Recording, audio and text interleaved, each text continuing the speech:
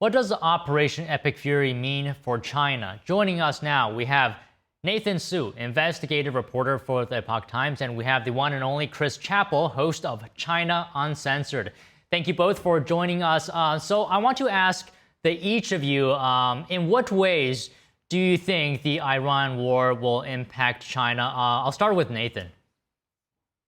Yes, China's total oil consumption is like 70% of it depending on the import, and among that, 35% of that is from the Middle East. Basically, uh, total one third of the oil consumption in China depending on the Middle East. If U.S. military and Israeli military can completely destroy the Iranian naval and missile force and completely change the political landscape in the Middle East, it will put President Trump with upper hand when you're dealing with the CCP leader Xi Jinping. So, Chris, please share with us your expertise. I think big picture, countries all over the world are watching what's happening in Iran and doing the math.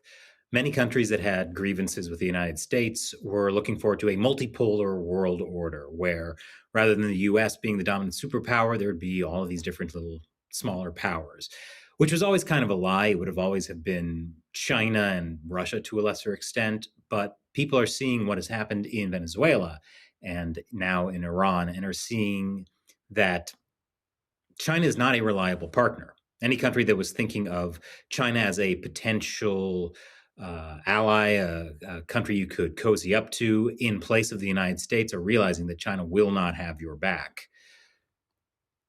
So, Nathan, Chris brings up the point that maybe China does not have a country's back when they're in trouble. Why hasn't China done more right now? It seems like it hasn't done very much to help Iran. Well, China has been facing economic downturns ever since 2023. Their economy is like falling like a stone, basically, sharp drop, and all around China, and China's economy and all the government party as well as the military have the budget problem right now. So they're really busy dealing with their own domestic economic issue, and also because of the downturn economy, it creates tremendous pressure on different factions inside the Communist Party, and Chinese Communist Party leader Xi Jinping has been purging military generals, a lot of them, in the past few years in order to control the Chinese military. So therefore, they're just not ready yet to take this kind of a challenge. So it's a perfect time window for President Trump to take down the Iranian regime as the threat. Now, Chris, Nathan says China is busy dealing with its own economy, and reports on China's economy show that China's GDP growth target for 2026 is at 4.5% to 5%. Now, this figure is the lowest since the early 1990s. And we know, and many guests have said this, China often inflates its GDP number, but even so, it's still the lowest in decades. Can you just talk to us about what is the true picture of China's economy right now? Well, like many have said, the CCP always lies about its economic figures. Former Premier Li Keqiang said as much in a leaked U.S. embassy cable. So, if they're talking about 4.5% to 5%, it's going to be much, much lower than even that. And this, yeah, it's a very bleak picture for the Chinese economy, and it could have an impact on their warfighting capabilities. I wouldn't say they're a paper tiger, but it does put the regime in a position where it's probably not going to help Iran anytime soon. And, if it happens that something's going to go down in Cuba next, I doubt they'll do anything for them either. So, Nathan, can you just go a bit deeper right now into the true picture of China's economy, and what does that do to stability within China? Well, China's economy in the past 40, 50 years after it started opening up in the early 80s, mainly depending on two different sectors. One is the real estate industry, which totally dead right now. China right now have total about 70 to 80 million empty homes right now. So the real estate industry is totally dead. Another factor China has been really depending on, it's their export industry, and the export, has been really impacted by U.S. tariffs right now. So and then and just a lot of export business being relocated outside of China, mainly to Southeast Asia. So therefore, you can see, basically the two main factors that driving China's economy moving forward in the past almost half century are totally, pretty much totally dead. And then and also they have a tremendous amount of debt in the past, and their real estate business, big ones, basically bankrupt one after another in the recent years. So that's what's the problem. And Chris, I saw something about China's defense spending that is rather interesting. It's slowing down to the slowest pace in about 5 years. I'm curious what do you think about this? I think it's a little early to say exactly what that means. I mean, already the Chinese Communist Party was building ships on a much faster rate than the U.S., which has barely built any ships. So it will be interesting to see how this actually impacts what they're doing. It's a little early for me to say what this is really going to mean. Nathan, can you give us your interpretation? Is there anything to read deeper about this, that their spending is slowing to the slowest point in 5 years? Well, slow a little bit. It's normal, Ever since 2008, China's Beijing Olympic, and average military spending growth has been, between 7 to 8%. So this year, 7%, 7.1%.